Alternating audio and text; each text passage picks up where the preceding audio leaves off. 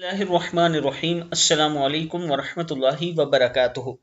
عابد راج channel کی طرف سے آج میں اپنے دوستوں کو رسول اللہ صلی اللہ علیہ وآلہ وسلم کا ایک فرمان سناؤں گا۔